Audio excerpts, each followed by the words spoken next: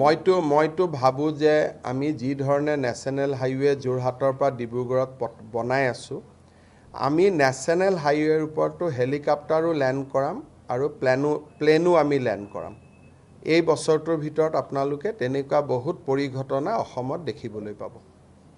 যে অসমৰ ৰাস্তাত এয়াৰফোৰ্সৰ ফ্লাইট নামিব অসমৰ ৰাস্তাত হেলিকপ্টাৰ নামিব অসমত সুৰংগ হ'ব